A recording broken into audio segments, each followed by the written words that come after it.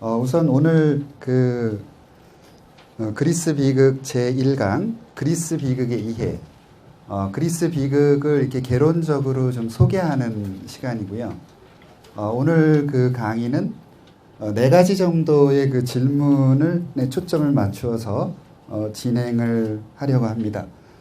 첫 번째는 비극이란 무엇인가? 그래서 이제 비극의 어원과 비극이 어떻게 생겨났고, 그리고 그 유명한 아리스토텔레스의 비극의 정의를 살펴보고, 그리고 두 번째 질문은 비극은 어떻게 만들어지는가? 그래서 비극은 주로 전통적으로 내려오는 신화 이야기를 가지고 드라마로 만드는 거거든요. 그래서 어떻게 만들어지는가를 살펴보려고 하고, 그 다음에 이제 세 번째로는 비극이 어떻게 공연이 되었는가.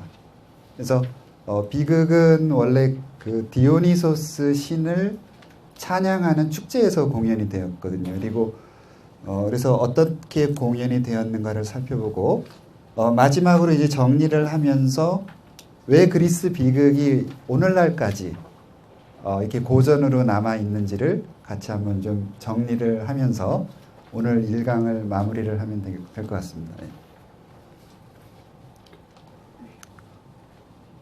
자, 첫 번째 질문이 이제 비극이란 무엇인가였죠. 지도가 보이고, 사실 그리스 비극이라는 말은 엄밀하게 따져보면 맞지 않는 말이에요. 왜냐하면 비극은 여기 그 도시국가 아테네를 중심으로 한, 그죠? 중심으로 한 아티카 지역에서 처음 생겨났거든요. 그래서 그리스 비극이라는 말보다는 그 아테나이 비극 또는 도시국가 아테나이를 감싸고 있는 그 아티카 지역, 그러니까 아티카 비극이라고 해야 오히려 좀 더 어울릴 것 같습니다. 그래서 그런 좀 그리스 비극이라는 말이 조금 오해를 살 수 있다는 점을 여러분들한테 우선 좀 말씀을 드리고 싶네요. 자, 그러면 비극의 어원을 좀 살펴보죠. 제가 한번 그 비극 트라고디아를 한번 칠판에다가 적어 보겠습니다.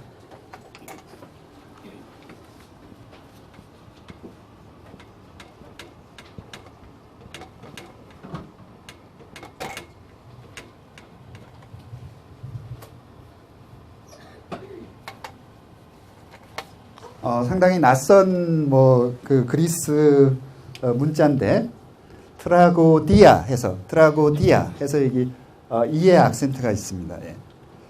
이 그 트라고디아라고 하는 말은 지금 여기 그 강의 자료에도 나와 있는 것처럼 트라고스라는 말과 오데라는 말이 합쳐진 그런 합성어입니다. 트라고스라고 하는 말은 뭐냐면 수컷 염소라는 뜻이죠. 그리고 오데는 노래라는 뜻이에요.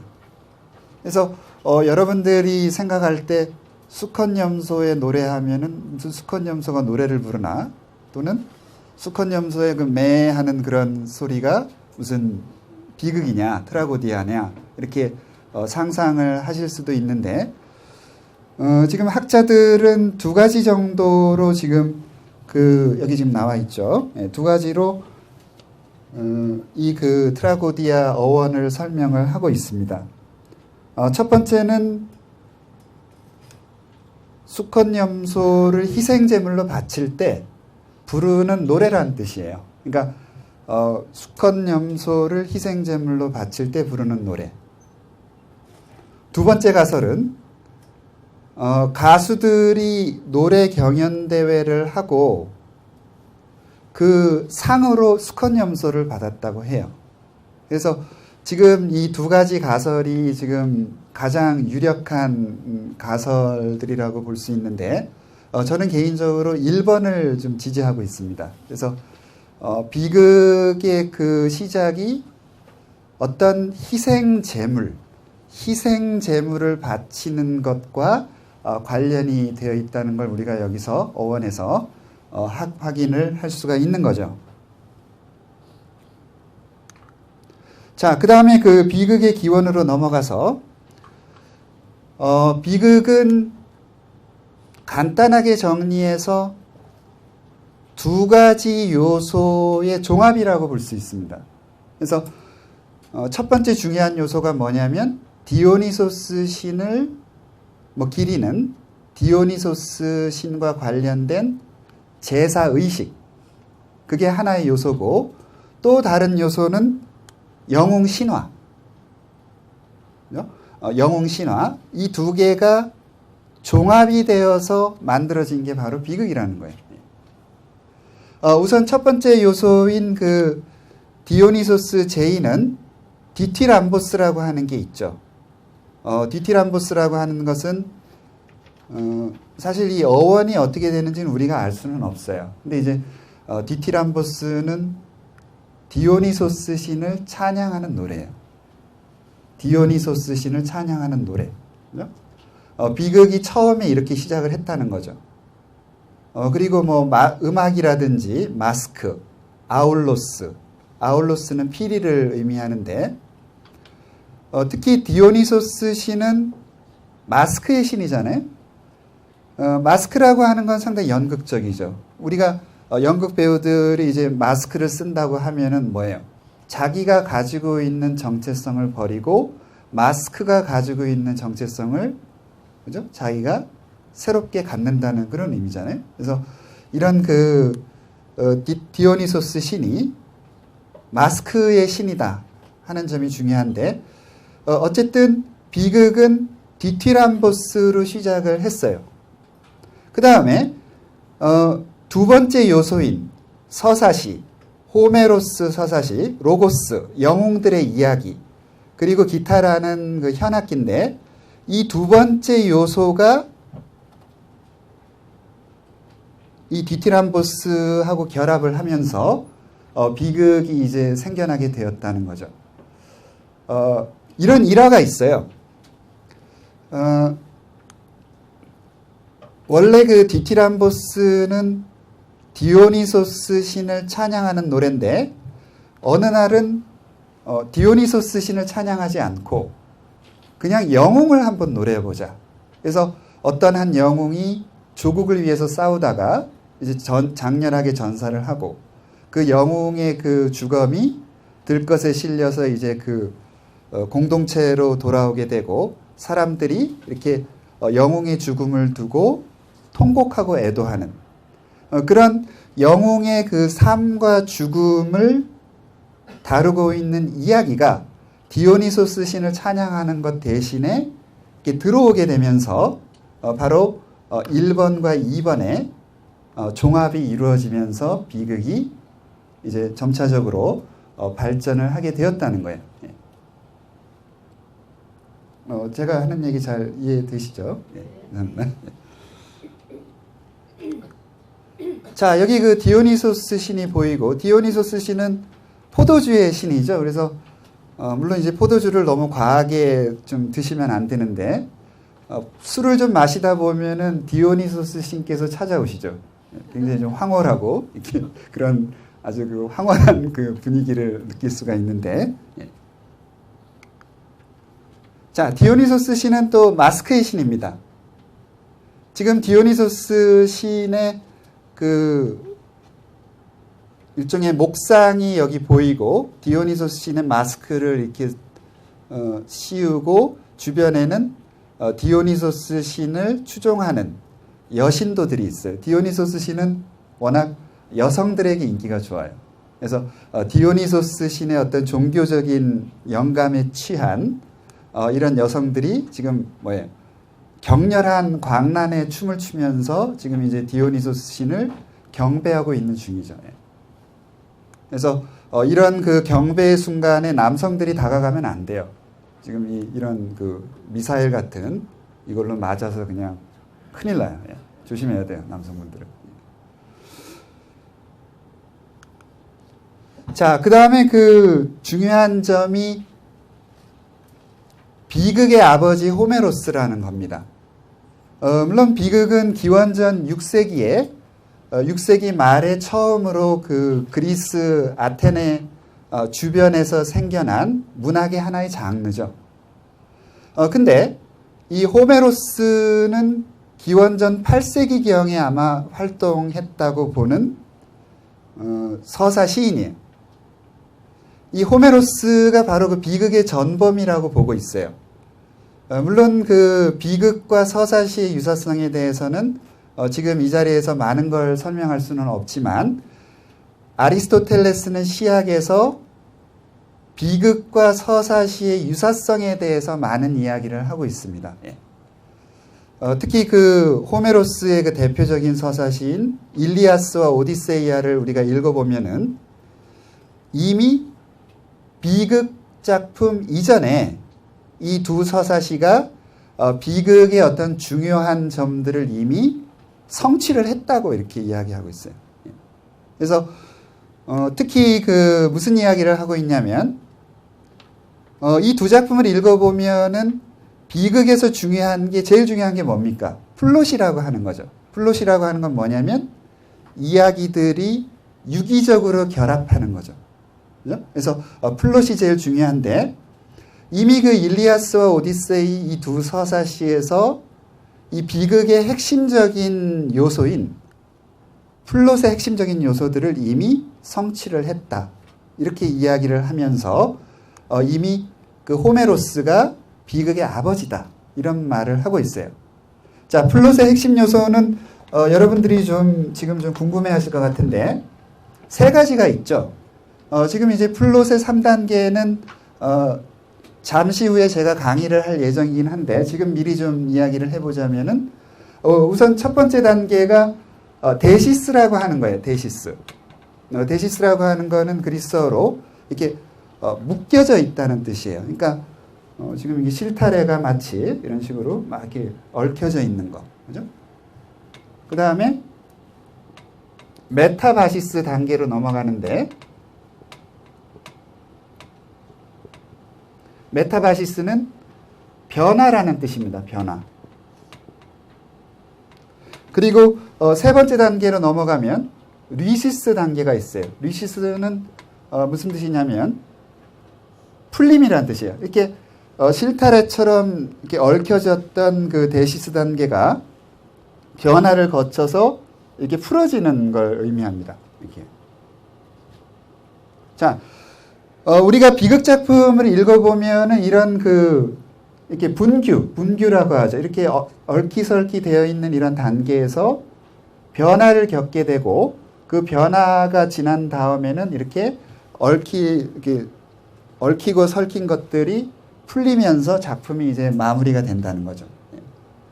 자, 이 변화 단계에서 제일 중요한 게 뭐냐면 세 가지 요소가 있습니다. 첫 번째가 페리페테이아라고 하는 거예요.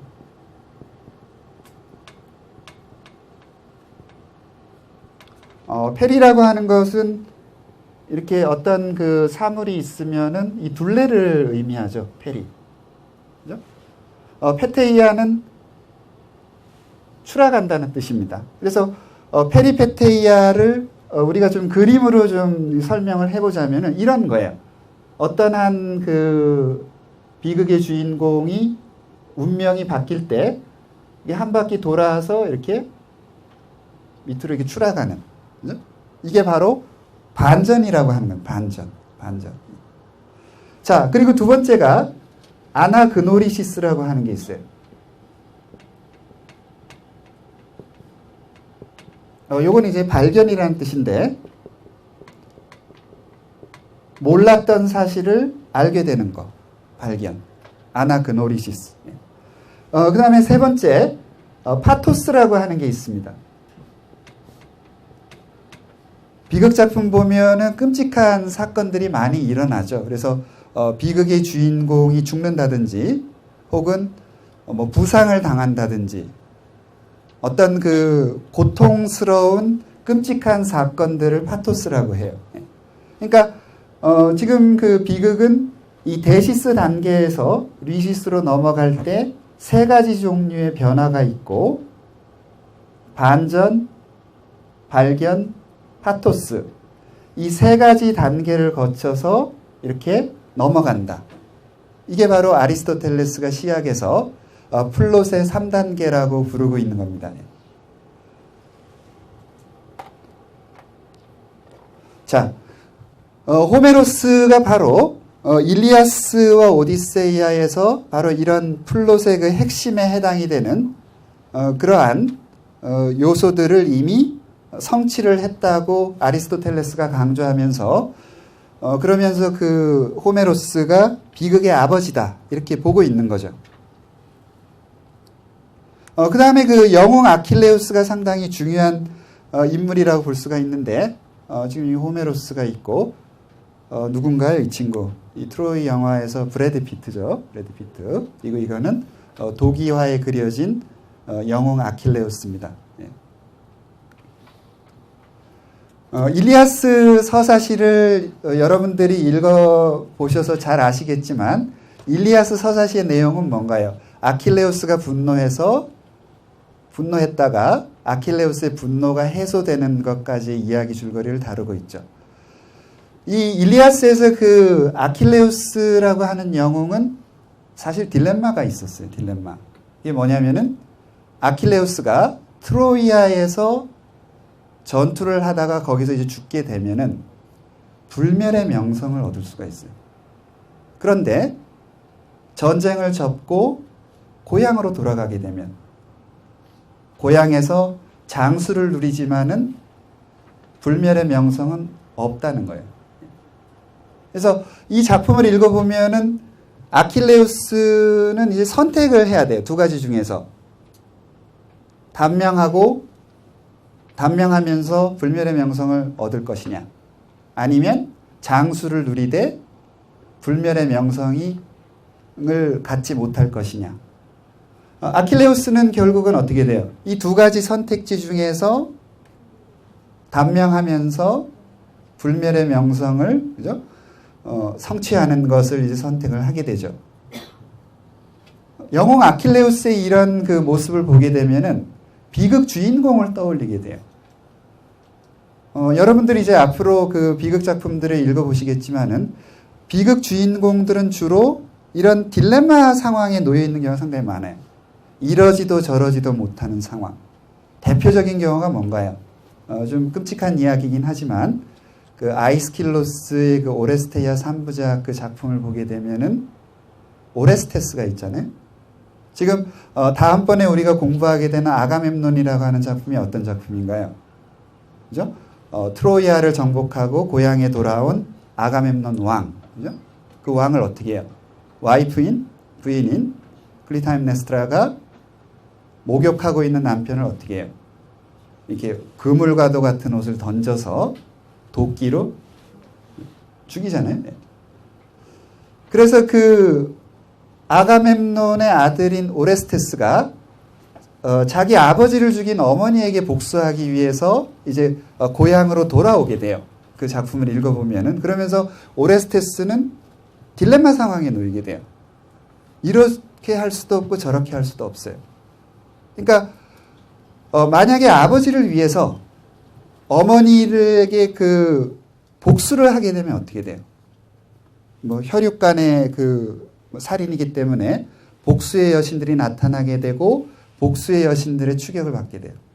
그런데 오레스테스가 복수를 하지 않게 되면 저승에 계신 아버지 아가멤논의 혼령이 복수의 여신들을 보내서 오레스테스를 괴롭혀요. 그리고 아폴론 신도 복수를 해야 된다. 이렇게 요구를 하고 계세요.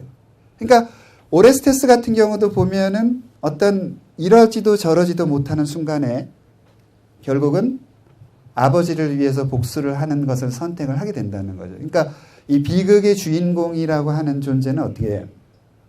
늘 선택의 기로에 있는 거고, 그래서 이런 그 선택의 기로에서 엄청난 정신적인 고통을 겪으면서 결국은 결단을 내리고 행위를 할 수밖에 없다. 물론 그 좀 정확하게 맞아떨어지지는 않지만 영웅 아킬레우스도 이런 어떤 선택의 문제에 지금 부딪히고 있고, 그래서 영웅 아킬레우스야말로 비극 주인공의 원형에 해당되는 그런 영웅이라고 볼 수가 있는 거죠. 자, 이런 점도 보게 되면은 얼마나 호메로스가 비극에 얼마나 많은 영향을 미쳤는지를 우리가 여기에서도 확인을 할 수가 있는 겁니다.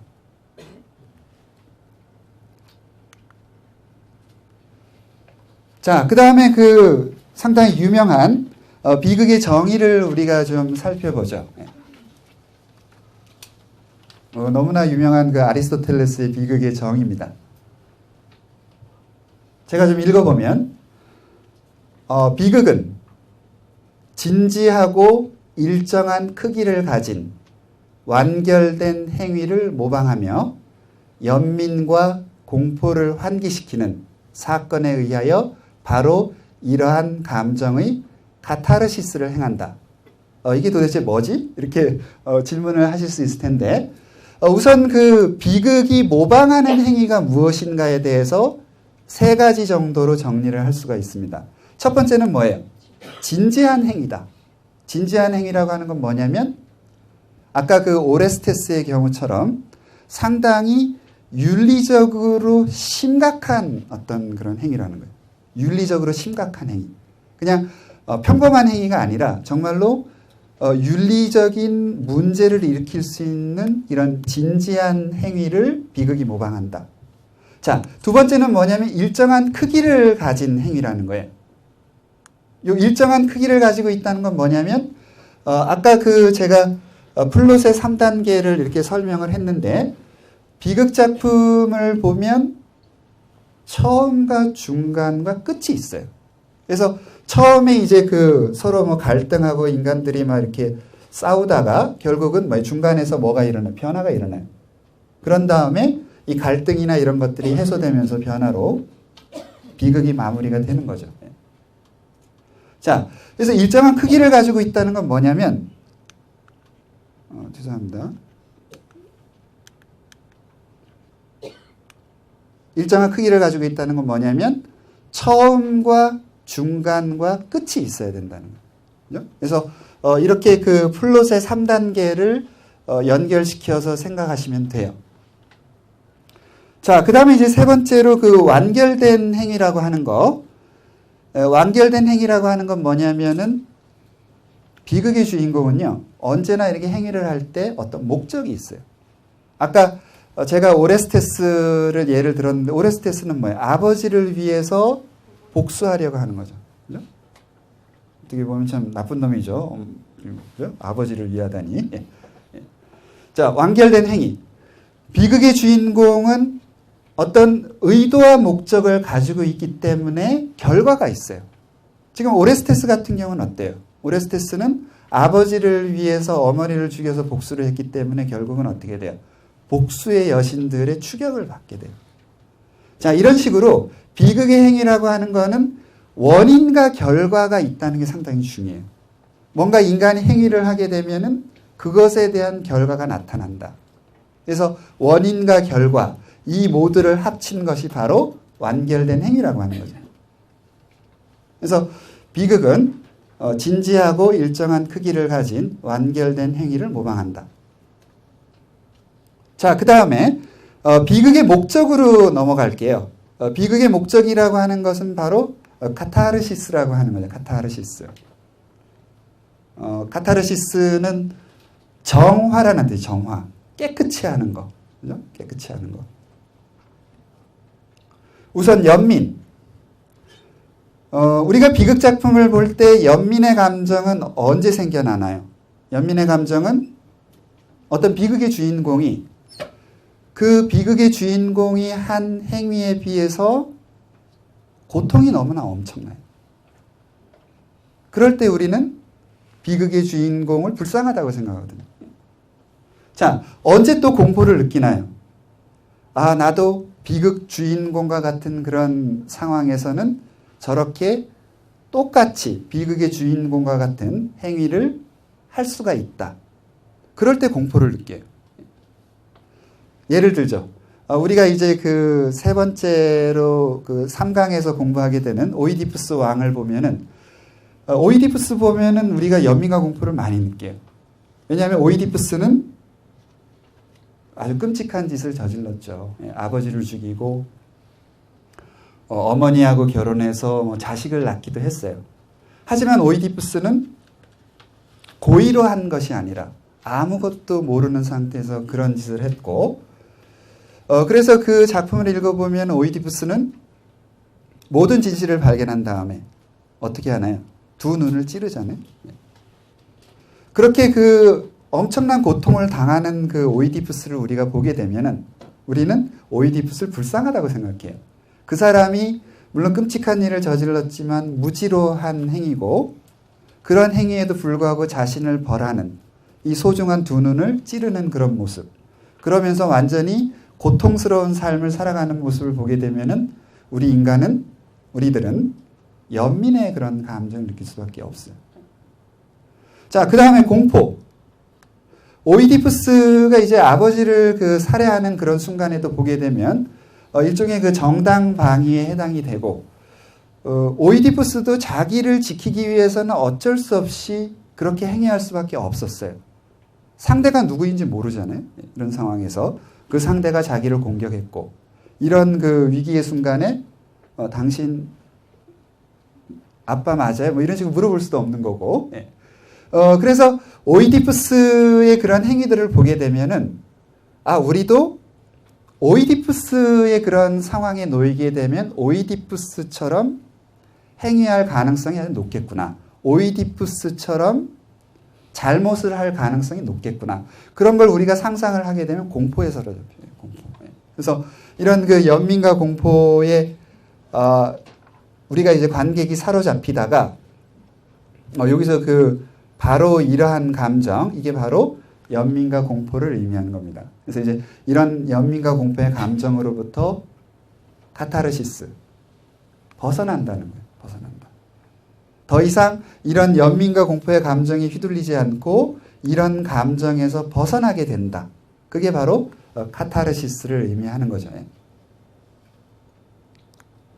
아리스토텔레스는 그렇게 생각했어요. 이런 그 감정에 휘둘리다가도 인간의 지성이 개입하면서 오이디푸스가 이래서 이렇게 했고 이렇게 해서 저렇게 되고 이런 것들을 다 전체적으로 인간 지성이 이해를 하게 되면은 더 이상 이런 감정에 휘둘리지 않는다는 거예요. 그래서 이런 그 카타르시스를 많이 우리가 경험을 하게 되면 아리스토텔레스는 그렇게 생각했어요. 우리가 윤리적인 인간이 될 수가 있다. 보다 더 훌륭한 인간이 된다. 그러니까 비극 작품을 많이 보라는 거죠. 이런 카타르시스를 많이 느껴야만, 그죠? 우리가 보다 덕이 있는 그런 훌륭한 사람이 될 수 있다고 생각을 했습니다.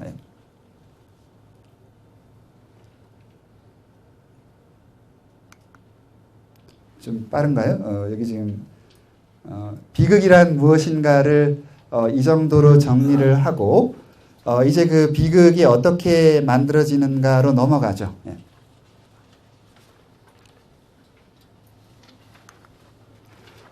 자, 비극은 신화를 소재로 한다고 제가 말씀드렸죠. 그래서 그 전통적으로 내려오는 신화가 지금 그 비극을 구성하는 6가지 요소가 있습니다. 그래서 플롯이 있고 캐릭터, 성격이 있고, 그 다음에 사상, 철학적인 그런 생각이죠. 그 다음에 조사, 수사학적인 언어, 장경, 무대 위에서 보이는 모든 것들, 그 다음에 음악이 있고, 이런 그 전통 신화에 이런 비극의 그 6가지 구성 요소가 적용이 되어서 비극 작품이 만들어진다는 거예요.